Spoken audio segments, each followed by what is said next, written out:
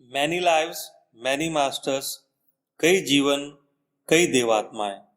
एक मशहूर मनोवैज्ञानिक द्वारा अपनी एक युवा मरीज की पूर्व जन्म चिकित्सा की सच्ची कहानी, जिसने उन दोनों के जीवन को बदलकर रख दिया। लेखक डॉक्टर ब्रायन वीज। अध्याय 14। हमें मिले 3 हफ्ते हो गए थे। मेरी एक छोटी सी बीमारी और कैथरीन की छुट्टियों की वजह से यह देर हुई थी।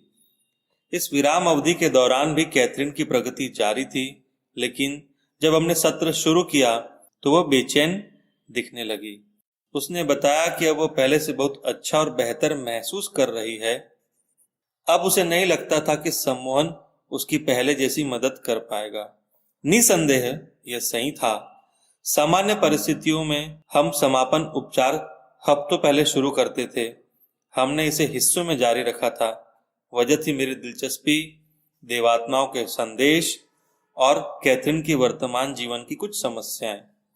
कैथरीन लगभग ठीक हो चुकी थी और उसके पूर्व जीवन कालों का दोहराव हो रहा था, लेकिन क्या देवात्माओं के पास मुझे बताने के लिए और कुछ भी था?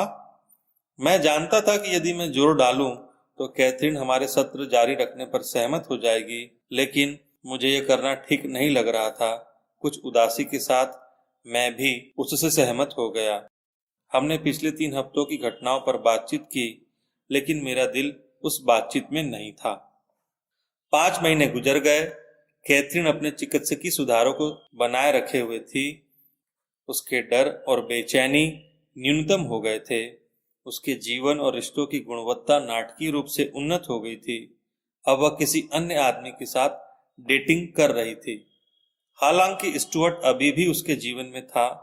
वह अपने जीवन में बचपन के बाद से पहली बार आनंद और सच्ची खुशी महसूस कर रही थी। कभी कभी हम एक दूसरे के सामने से हॉल में या कैफेटेरिया लाइन में गुजरते थे, पर हम दोनों में डॉक्टर मरीज जैसी औपचारिकता नहीं थी। शीत ऋतु खत्म हुई और शरद शुरू हो गई। कैथरीन ने मुझसे मिलने के लिए समय मांगा। उसे बार बार एक सपना आ रहा था जिसमें उसे सांपों के बिल में एक धार्मिक बलि देने जैसा कुछ दिखता था।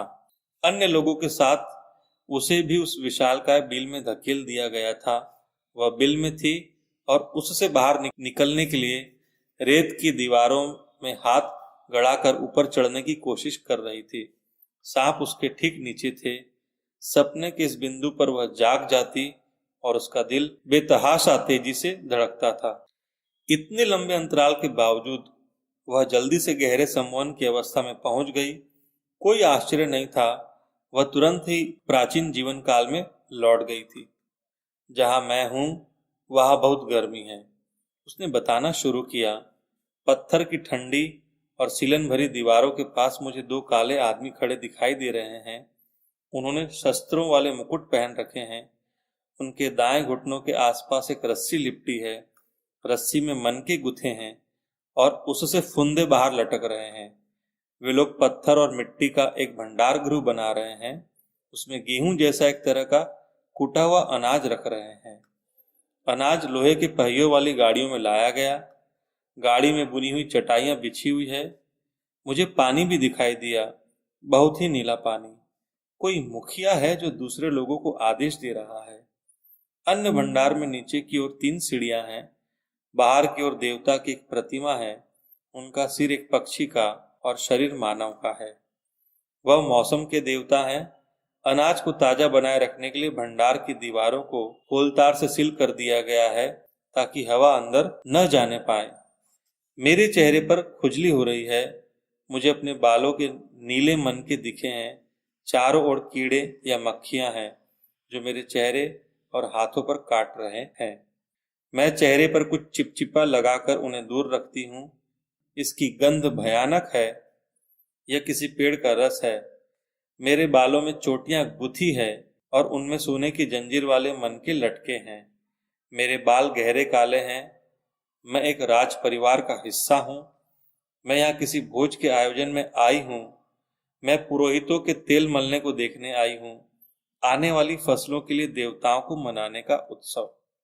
यहाँ किसी जानवर की बलि दी जाती है, इंसानों की नहीं। बलि दिए गए जानवर का खून सफेद स्टैंड से बहता हुआ एक प्याले में आता है, फिर यह एक सांप के मुंह में चला जाता है। लोगों ने सोने की छोटी टोपियां पहनी हैं, हर कोई काली चमड़ी वाला है। हमारे पास दूसरे इलाकों से आए गुलाम हैं, समुद्र के उस पार से। वह चुप हो गई और हम प्रतीक्षा करते रहे, जैसे कि यह महीना कभी खत्म ही नहीं होगा। वह बेहद सतर्क लग रही थी, जैसे कुछ सुन रही हो। सभी कुछ बहुत तेज और जटिल है। वे मुझे कुछ बता रहे हैं, विभिन्न धरातलों के बदलावों और वृद्धि के बारे में। वहाँ एक ज्ञान का और एक परिवर्तन का धरातल है। हम एक जीवन से आते हैं और यदि हमारे सबक पूरे हो जाते हैं तो हम दूसरे आयाम में, दूसरे जीवन में चले जाते हैं। हमें अपने उद्देश्य को पूरी तरह से समझना होगा। यदि हम ऐसा नहीं करेंगे तो हमें आगे जाने की अनुमति नहीं होगी। हमें सब कुछ फिर से दोहराना होगा क्योंकि हम सीख नहीं पाते हैं। हमें सभी दिशाओं से अनुभव लेना चाहिए। हमें इच्छा की दिशा को जानना होगा, लेकिन साथ ही दान की भी। यहाँ बहुत कुछ जानने के लिए है। बहुत से देवदूत इनमें शामिल है। इसी वजह से हम यहाँ हैं। देवात्माएं केवल इसी धरातल पर हैं। कैथरीन रुक गई। फिर वह कवि देवात्मा की आवाज में बोली, वे मुझसे बात कर रहे थे। हमने अब तक जो भी बताया उसके बाद अब तुम्हें स्वयं के अंतर्ज्ञान से सीखना चाहिए। कुछ मिनटों के बाद कैथरीन अपनी कोमल फुसफुसाहट में बोलने लगी, वहां एक काली बाड़ है, उसके अंदर मकबरे का पत्थर है। आप भी वहां मौजूद हैं। मैं भी। मैंने इस दृश्य पर आश्चर्य से पूछा, हाँ, क्या तुम उस पर लिखी इबारत पढ़ सकती हो? उस पर नाम है नोबल। 1668 से 1724 तक। उसके ऊपर फूल है। यह फ्रांस में या रूस में कोई जगह है। आप एक लाल पोशाक पहने हुए हैं, मुझे दिख रहा है। एक सोने की अंगूठी एक घोड़े पर से फेंकी गई, सिंह के सिर वाली, राज चिन्ह के रूप में इस्तेमाल होने वाली। इसके बाद उसने कुछ ज्यादा नहीं बताया।